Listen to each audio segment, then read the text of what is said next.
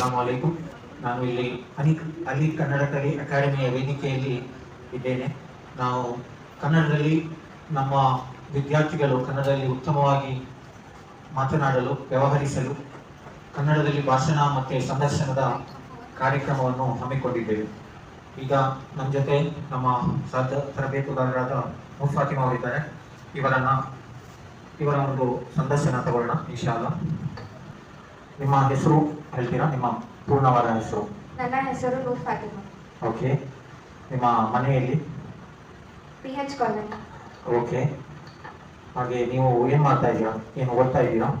ನಾನು ತೃತೀಯ BSc ಯಲ್ಲಿ ಓದುತ್ತಿದ್ದೇನೆ. ತೃತೀಯ BSc ಯಲ್ಲಿ ವ್ಯಾಸಂಗ ಮಾಡ್ತಾ ಇದ್ದೀರಾ?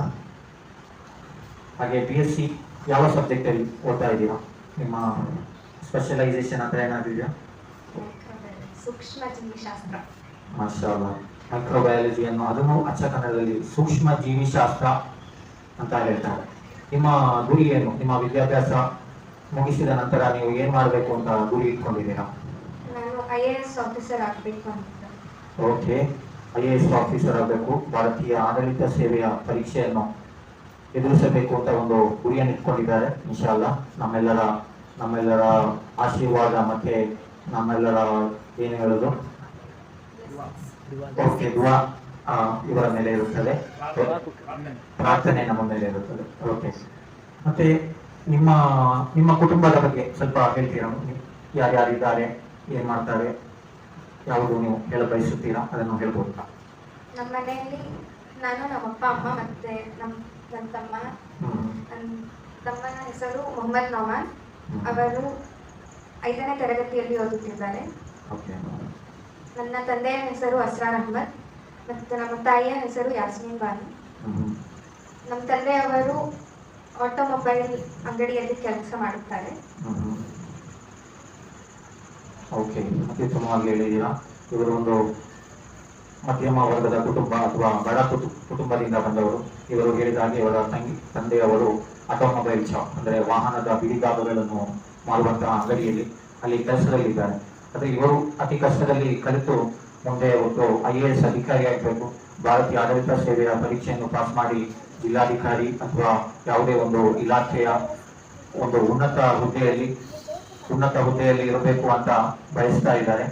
ಇವರಿಗೆ ನಮ್ಮ ಎಲ್ಲ ಸಮಾಜದ ನಾಯಕರು, ಸಂಘ ಸಂಸ್ಥೆಗಳು, ಇವರಿಗೆ ಅಂತಲ್ಲ, ಈ ತರಹದ ತುಂಬಾ ವಿದ್ಯಾರ್ಥಿನಿಯರು ತುಂಬಾ ಅತ್ಯುತ್ತಮವಾದ ಕನಸನ್ನು ಇಟ್ಕೊಂಡಿರ್ತಾರೆ.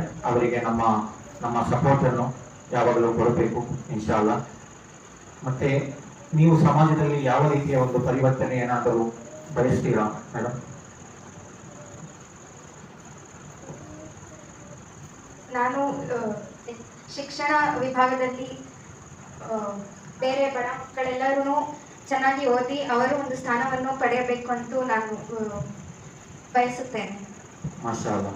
ಶಿಕ್ಷಣ ಕ್ಷೇತ್ರದಲ್ಲಿ ಸೇವೆ ಮಾಡಬೇಕು, ಬಡ ಮಕ್ಕಳಿಗೆಲ್ಲ ಉಚಿತವಾದ ಅತ್ಯುತ್ತಮವಾದ ಶಿಕ್ಷಣ ಸಿಗಬೇಕು ಅಂತಲೂ ಅವರ ಒಂದು ಆಸೆ. ಇದು ನೆರವೇರಲಿ ಅಂತ ನಾವು ಪ್ರಾರ್ಥಿಸೋಣ. ಸೊ ಈಗಾಗಲೇ ಕೆಲವು ಶಿಕ್ಷಣ ಸಂಸ್ಥೆಗಳು ಇವೆ, ಮೌಲಾನಾ ಆಜಾದ್ ಇರ್ಬೋದು, ಮೊರಾರ್ಜಿ ದೇಸಾಯಿ ಈ ಥರ ಇರ್ಬೋದು. ಇನ್ನೂ ಅತ್ಯಂತ ಗುಣಮಟ್ಟದ ಶಿಕ್ಷಣ ಸಂಸ್ಥೆಗಳು ಬರಬೇಕು. ದಿಲ್ಲಿ ಸರ್ಕಾರದ ಯೋಜನೆಗಳನ್ನು ನೋಡಿದರೆ, ನಾನು ದಿಲ್ಲಿಯ ಸರ್ಕಾರಿ ಶಾಲೆಗೆ ಭೇಟಿ ನೀಡಿದ್ದೆ. ನನಗೆ ನೋಡಿ ಆಶ್ಚರ್ಯ ಆಯಿತು. ನಮ್ಮ ಊರಿನ ಪ್ರೈವೇಟ್ ಶಾಲೆಗಳು ಅಥವಾ ಅಂತಾರಾಷ್ಟ್ರೀಯ ಶಾಲೆಗಳು ಅಂತ ಇಂಟರ್ನ್ಯಾಷನಲ್ ಸ್ಕೂಲ್ಗಳಲ್ಲೂ ಕೂಡ ಆ ಥರದ ಒಂದು ಸವಲತ್ತು ಇಲ್ಲ. ಈಜುಕೊಳ, ಸ್ವಿಮ್ಮಿಂಗ್ ಪೂಲ್ ಏನಂತೀವಿ, ಆಟದ ಮೈದಾನ, ಎಲ್ಲ ಬಗೆಯ ಕ್ರೀಡೆಗಳನ್ನು ಆಡುವಂತಹ ವ್ಯವಸ್ಥೆ, ಈ ಥರದ್ದೆಲ್ಲ ವ್ಯವಸ್ಥೆಗಳು ಒಂದು ಅಲ್ಲಿನ ಸರ್ಕಾರ ಮಾಡುವುದು ಅನ್ನೋದಾದ್ರೆ ನಮ್ಮ ಸರ್ಕಾರಗಳು, ನಮ್ಮ ಸಂಘ ಸಂಸ್ಥೆಗಳು ಮಾಡಬಹುದು ಇನ್ಶಾಅಲ್ಲಾ. ನಾವು ನೂರ್ ಫಾತಿಮಾ ಮೇಡಮ್ ಅವರಿಗೆ ಶುಭವಾಗಲಿ ಅಂತ ಹಾರೈಸುವ. ಹಾಗೆ ಅವರಿಗೆ ಜೋರಾಗಿ ಚಪ್ಪಾಳೆ ಹೊರಡಿ. ಇನ್ನೊಬ್ಬರು ವ್ಯಕ್ತಿಯ ಜೊತೆ ಸಂದರ್ಶನದೊಂದಿಗೆ ಅಥವಾ ಭಾಷಣದೊಂದಿಗೆ ಭೇಟಿಯಾಗೋಣ. ಶೇರ್ ಮತ್ತು ಸಬ್ಸ್ಕ್ರೈಬ್ ಮಾಡಿ. ಜಜಾಕುಲ್ಲಾಹು ಖೈರನ್. ಅಸ್ಸಲಾಮು ಅಲೈಕುಂ.